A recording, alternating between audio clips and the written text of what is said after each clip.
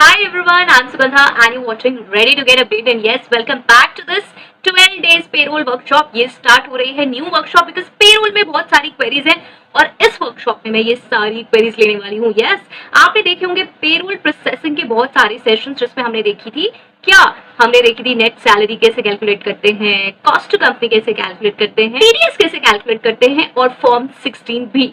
लेकिन वहां बहुत छोटी छोटी क्वेरीज आ रही हैं जो डिस्कस करनी बहुत डिफिकल्ट हो रही है। तो अगर आपने वो सेशंस फॉलो करे या नहीं भी करे हैं तो भी यहाँ पर 12 डेज वर्कशॉप में आपको बहुत सारी चीजें क्लियर होने वाली हैं। इसी के साथ बता दूं कुछ और भी वर्कशॉप्स हैं जो आपके लिए हो सकती है बहुत इंपॉर्टेंट, तो प्लीज उन्हें भी चेक कर लें। वो है क्या, सबसे पहले 15 days HR workshop, then 10 days recruiter workshop और 30 days statutory compliances workshop.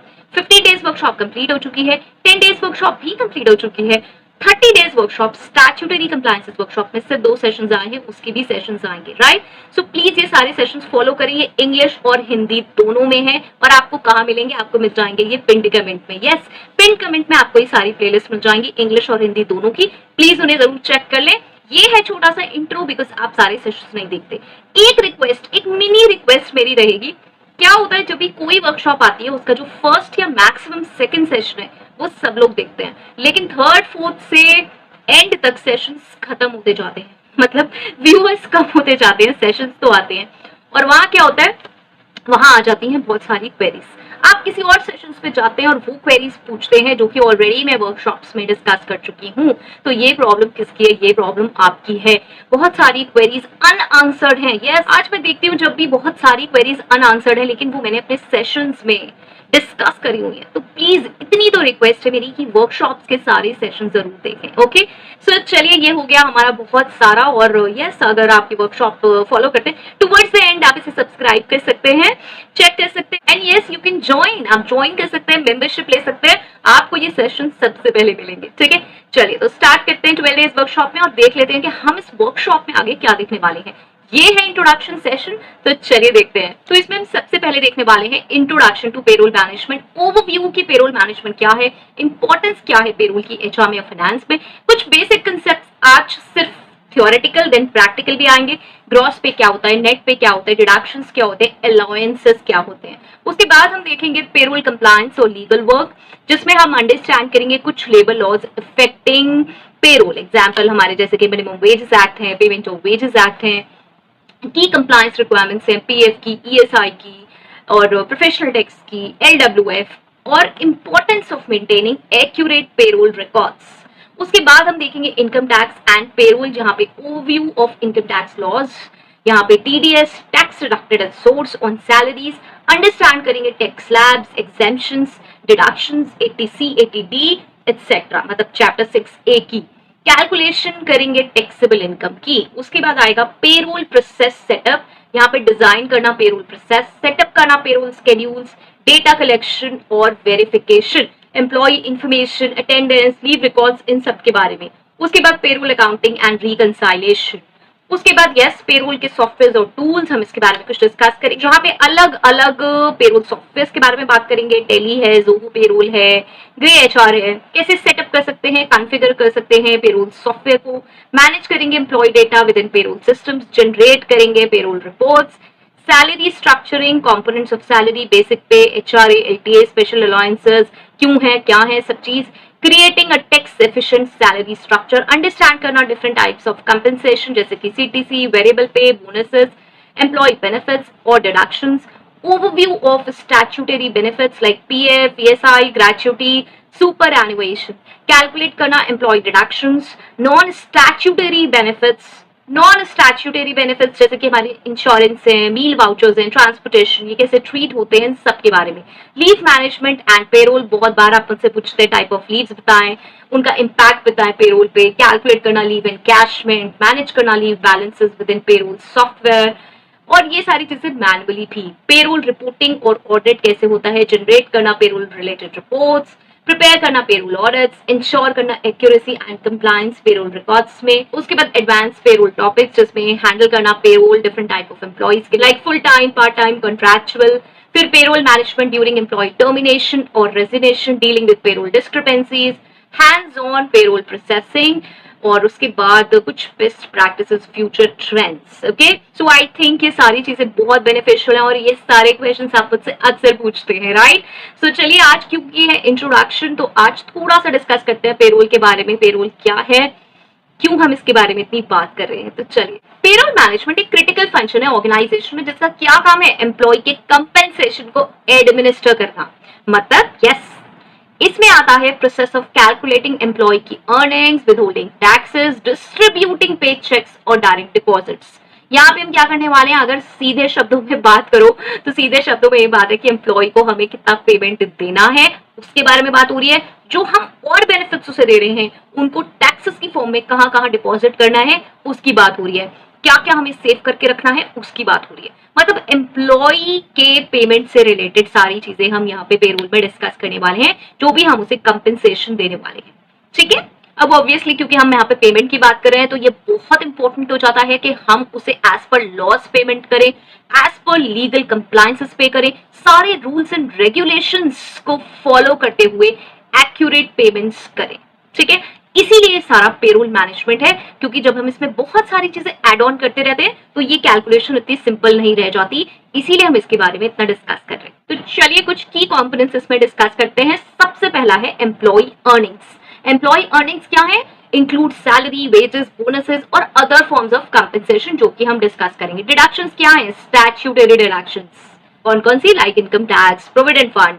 Voluntary deductions कौन सी, इंश्योरेंस, रिटायरमेंट कंट्रीब्यूशंस। अब आप कहोगे इंश्योरेंस वॉलंटरी कैसे, ईएसआई तो ईएसआई एक्ट से आता है। यस, बिल्कुल आता है, तो उसको हम काउंट करेंगे कहां से, स्टैट्यूटरी डिडक्शंस में से, राइट। चलिए next, payroll disbursement, distribution of salaries, इधर या तो डायरेक्ट बैंक ट्रांसफर से या फिजिकल पे चेक से। रिकॉर्ड कीपिंग, मेंटेन करना एक्यूरेट पेरोल रिकॉर्ड्स, ऑडिटिंग के लिए, कंप्लायंस के लिए और फ्यूचर रेफरेंस के लिए। ये कुछ की कंपोनेंट्स हैं जो कि हमारे इसमें आते हैं, हम इसमें काउंट करते हैं। इसके बाद चलते हैं, देखते हैं कुछ इंपॉर्टेंस। अब आप इसमें कहोगे, एक क्वेश्चन आ सकता है जो मुझे भी बहुत आता था, वो ये आता था कि यार ये तो फाइनेंस का काम है, जब हम बात करें पेमेंट की तो ये फाइनेंस का ही सिर्फ काम है। नहीं, ऐसा नहीं है, और इसी इंपॉर्टेंस को हम जानते हैं कि एचआर के लिए और फाइनेंस के लिए कैसे डिफरेंशिएट होता है, और यस ये इंटरकनेक्टेड जरूर है। तो चलिए, एचआर के लिए देखिए, एम्प्लॉय सेटिस्फेक्शन, टाइमली और एक्यूरेट पेरोल जो है वो हेल्प करता है कि एम्प्लॉय को उसका मोरल और सेटिस्फेक्शन, ट्रस्ट बिल्ड करने में। यस, मुझे अगर टाइमली पेमेंट मिल रहा है, मेरी बात हुई इंटरव्यू में एचआर से, किसी फाइनेंस पर्सन से नहीं होती है। जब एक कैंडिडेट हायर होता है, वो एज एन एम्प्लॉय ज्वाइन करता है, तो किससे बात होती है कि कितनी सैलरी मिलने वाली है, वो किसी फाइनेंस डिपार्टमेंट के पर्सन से नहीं होती, वो होती है एक एचआर से। तो जब पेमेंट डिस्पर्स होता है, पेमेंट उसे एक्चुअल में मिलता है, तो जो कमिटमेंट हम इंटरव्यू के टाइम करते हैं एज एन एचआर एम्प्लॉय से, वो अगर हम फुलफिल करते हैं तो यस, बिल्ड होता है बहुत ज्यादा ट्रस्ट। एम्प्लॉय ट्रस्ट कर पाता है कि जो चीजें मुझसे इंटरव्यू के टाइम डिस्कस हुई वो चीजें वैसे ही हैं, मुझे एक्यूरेट पेमेंट मिले हैं एंड टाइमली पेमेंट मिले हैं। Next, compliance with labor laws.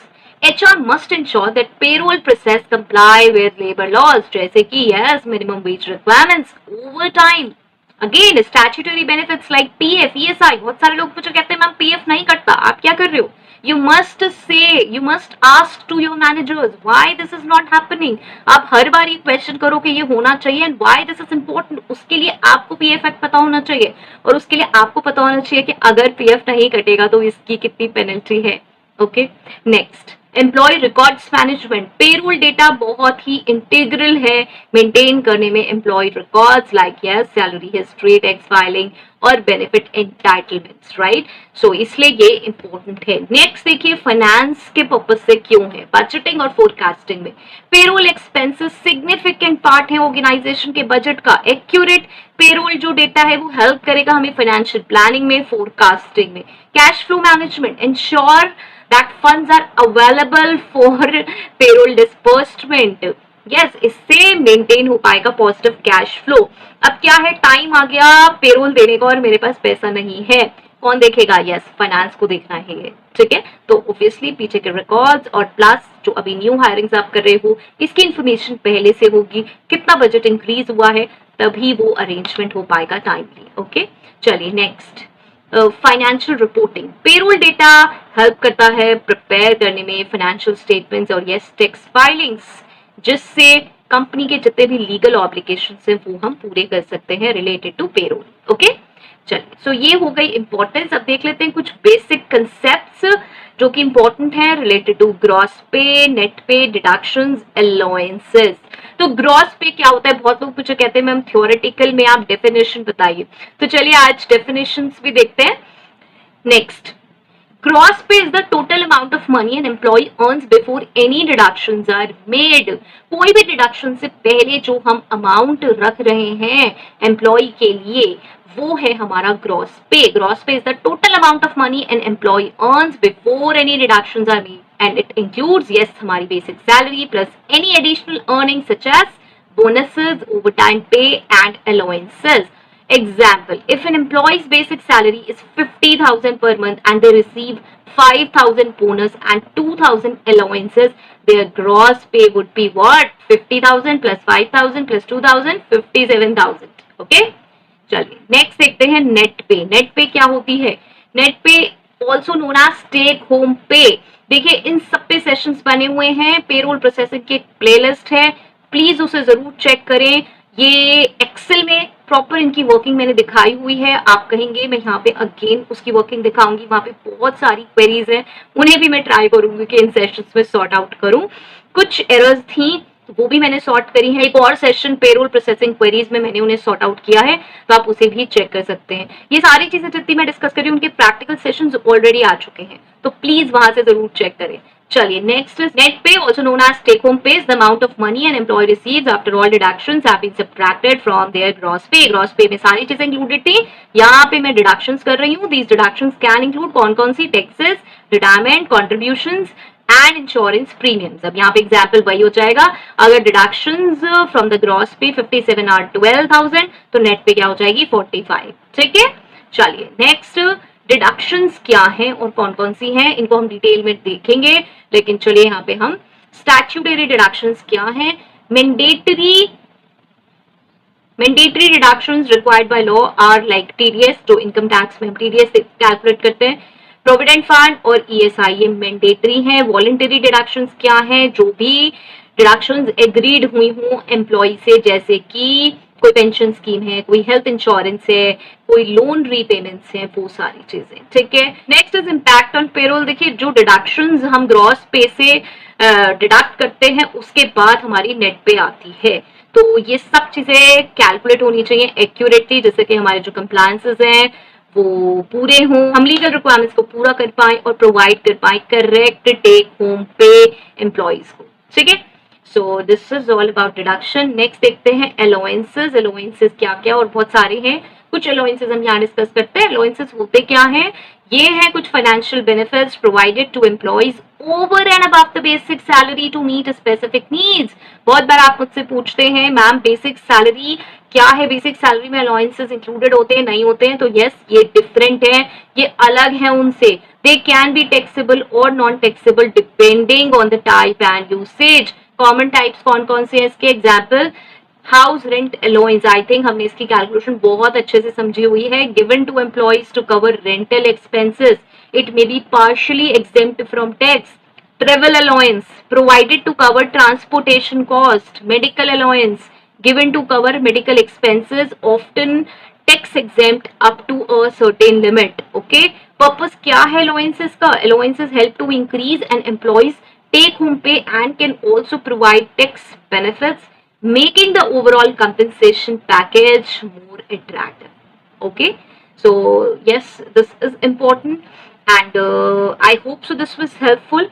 यहाँ पे आपको ये लग रहा होगा कि यार आपने सब कुछ थ्योरी में समझा दिया, बट ये एक इंट्रोडक्शन सेशन है, यहाँ पे मैं प्रैक्टिकल चीजें आज डिस्कस नहीं कर रही हूँ। इन सब के प्रैक्टिकल सेशंस ऑलरेडी हैं, प्लीज उन्हें जरूर चेक करें, आपको समझ आएंगे। बहुत सारे लोगों ने उन्हें व्यू किया है और अंडरस्टैंड भी किया है। ओके, और यस यहाँ पे भी प्रैक्टिकल सेशंस आएंगे। फिर से मेरी रिक्वेस्ट रहेगी प्लीज ये सेशन जरूर देखें, आप बीच में से छोड़ेंगे तो कोई फायदा नहीं होगा। ओके, हेल्पफुल है ये पेरोल वर्कशॉप, आपके लिए हेल्पफुल है और आप चाहते हैं मैं इसको कंटिन्यू करूं, इसमें चीजें डालूं, और यस क्या क्या चाहते हैं आप इस पेरोल वर्कशॉप में मैं क्या क्या चीजें डालूं वो भी जरूर मेंशन करें। राइट, मैं क्वेरीज का वेट करूंगी। Until next video, all the very best, stay happy, stay safe, thanks for watching, bye bye.